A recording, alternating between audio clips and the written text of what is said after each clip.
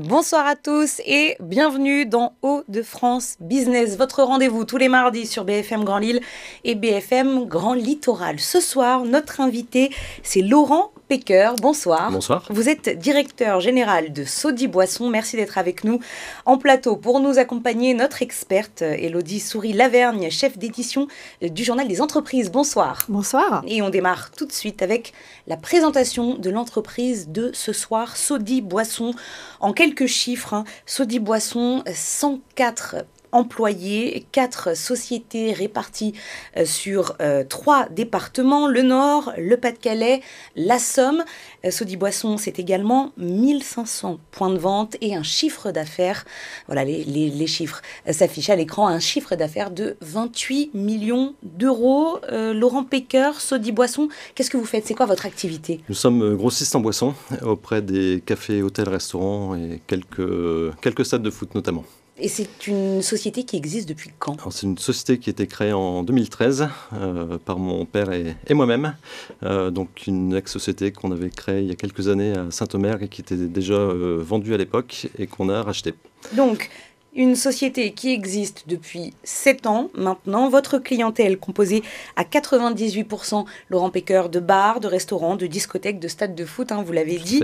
Mais la crise a tout changé, évidemment. Qu'est-ce qu'on fait quand l'activité s'arrête? C'est la grande interview tout de suite avec les fermetures de bars à 22h. Laurent Pecker, ça a été un nouveau coup dur. C'était un gros coup de massue. On a subi 11 semaines de fermeture. Là, c'est beaucoup de questions qui se posent. Il y a eu un cahier des charges très strict qui est appliqué par une très grande majorité de cafés et restaurants aujourd'hui au niveau des mesures sanitaires pour protéger les clients. Malheureusement, il y a quelques établissements qui n'ont pas dû jouer le jeu et c'est un peu comme dans la classe d'école, il y a 2 ou 3 perturbateurs et aujourd'hui, le professeur punit la classe entière. Nous, ce qu'on aimerait, c'est de revoir un peu les positions puisque c'est dramatique pour toute la profession. On parlait de 30% de casse au mois de juin, mais je pense qu'on va être au-delà des 30%. Laurent Pecker, qu'est-ce que cette crise qui dure depuis plusieurs mois a changé concrètement dans la relation avec vos 1500 clients? Est-ce qu'il y a plus de communication aujourd'hui? Est-ce qu'il y a un petit peu de tension peut-être liée à des risques d'impayés ou est-ce que c'est de la solidarité essentiellement? Alors, il y a un gros élan de solidarité. On a une relation très proche par rapport à notre métier au niveau des clients. On échange énormément. À fin mars, 2 semaines après le confinement, on a décidé de geler en fait tous les règlements au niveau de nos clients pour laisser respirer. Et ils nous l'ont rendu. On a investi aussi beaucoup de moyens pour investir dans les masques, dans les bornes, dans le gel pour aider nos clients et leur trouver des solutions pour les aider dans l'application des normes à mettre en place. Et au niveau des stocks, comment vous pouvez aujourd'hui gérer vos stocks, sachant que les commandes sont peut-être un peu plus incertaines parce que vos clients ont moins de visibilité? Comment vous faites face à ça?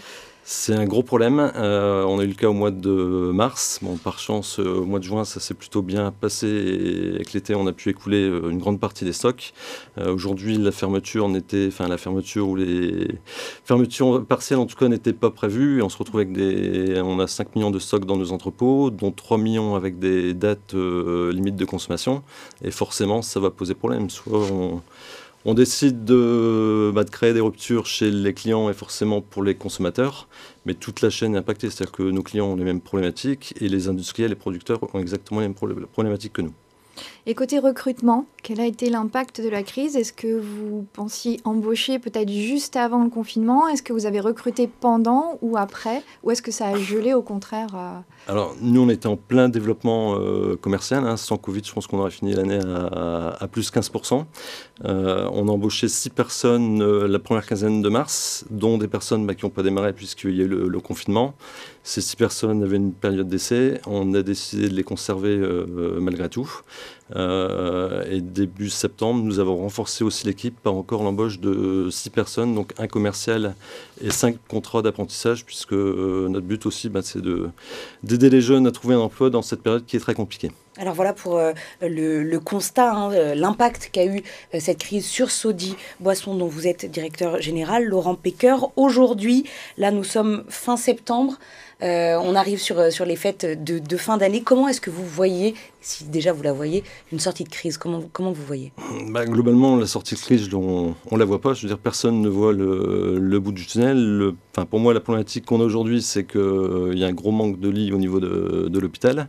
Je pense que le gouvernement a peur d'avoir une saturation au niveau des lits. Et je pense qu'au lieu de fermer les bars, qui pour moi ne sert strictement à rien, parce que les jeunes continueront à faire la fête et ils ont raison de s'amuser, il n'y aura aucune mesure barrière. Pour moi, aujourd'hui, la priorité pour le gouvernement, c'est de renforcer les lits et que tout le monde continue à bosser en respectant les règles sanitaires. Des mesures ont été annoncées par le gouvernement pour soutenir les bars et le manque de chiffre d'affaires lié à la fermeture. Est-ce que pour les entreprises comme vous, qui allaient aussi avoir un manque à gagner, il y a des mesures ou est-ce que vous attendez des mesures fortes ? Alors, il y a des mesures qui ont été mises en place au mois de mars où ça a été mis très vite en place au niveau des PGE, au niveau du chômage partiel.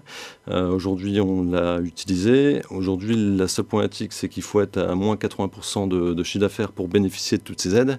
Et c'est strictement impossible. C'est-à-dire que si demain, on est confiné, fermé au niveau des bars ou une anticipation de fermeture des bars, forcément on aura 30, 40, 50, 60% de chiffre d'affaires en moins et on n'aura aucune aide. Donc là, au niveau du gouvernement, ce qu'on demandera, c'est d'être indemnisé totalement à 100% des charges et non plus un report de charges, parce que pour l'instant, c'est que du report. Donc ça sera une annulation pure et simple des charges et puis une prise en charge aussi des loyers qui pèsent très fortement sur les fonds de commerce.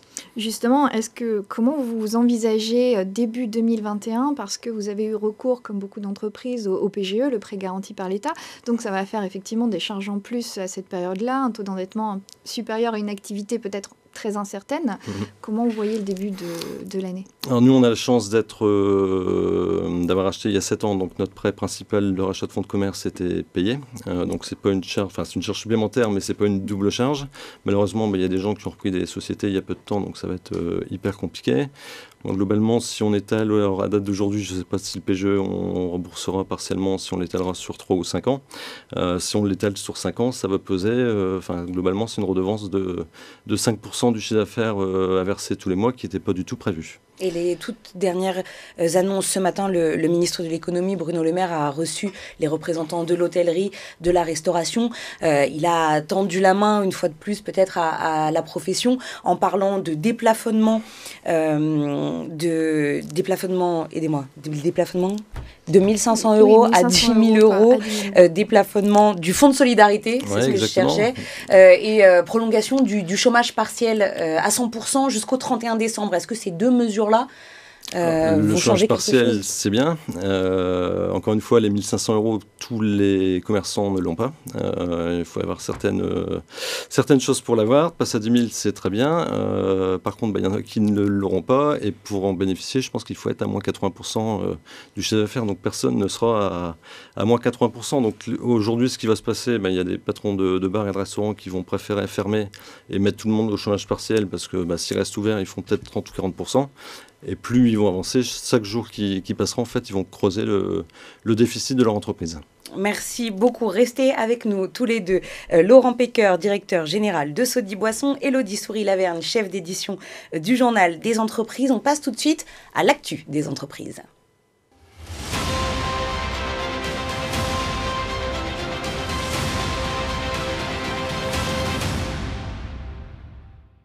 Et dans l'actualité des entreprises à retenir cette semaine, Élodie, on évoque les bénéfices de Bonduelle et d'Exotech. Oui, le groupe Bonduelle vient de publier ses chiffres annuels qui montrent qu'il n'est pas épargné par la crise du coronavirus. Sur la période allant de juin 2019 à juin 2020, l'industriel agroalimentaire a vu ses bénéfices chuter de 25%, malgré un chiffre d'affaires qui, lui, est en légère hausse et s'établit à 2,85 milliards d'euros. Cette chute s'explique par des nombreux surcoûts liés à la crise, comme ceux des mesures mises en place pour la protection des salariés. Le groupe a également dû faire face à un ralentissement des ventes de ses produits frais durant le confinement et également des ventes de produits surgelés auprès de la restauration.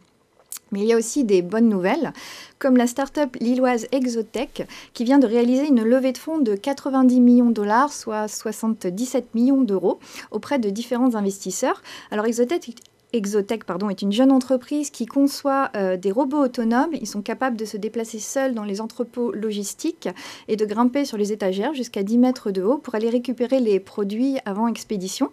Cette somme importante va lui permettre d'accélérer son développement à l'international, en Europe, aux États-Unis et en Asie. Élodie Souris-Lavergne, vous êtes donc la chef d'édition du journal des entreprises. C'est un magazine, c'est aussi un site web. Cette semaine, vous souhaitiez attirer notre attention sur l'association Z. Qu'est-ce que c'est ? C'est l'association Z, c'est une association qui a vu le jour cette année à l'initiative de la région Hauts-de-France et de Pôle emploi. Elle accompagne vers les métiers du numérique des personnes qui sont soit éloignées de l'emploi, soit en reconversion professionnelle. Donc c'est un enjeu fort pour les entreprises de la région qui peinent à trouver des talents aujourd'hui dans le domaine du numérique. Merci beaucoup, Élodie Souris-Lavergne, chef d'édition du journal des entreprises. Merci à vous, Laurent Pecker, directeur général de Sodi Boisson, cette entreprise donc familiale, régionale. Merci d'avoir accepté l'invitation de BFM Grand Lille et BFM Grand Littoral. On se retrouve demain pour le rendez-vous du mercredi. Vous le savez, c'est le rendez-vous emploi sur BFM Grand Lille et BFM Grand Littoral. Nous recevrons demain Rémi Jourdain, responsable d'équipe Pôle emploi à Douai, et nous évoquerons avec lui la 3e édition de la semaine Restart, une semaine dédiée à la création et à la reprise d'entreprises. À demain.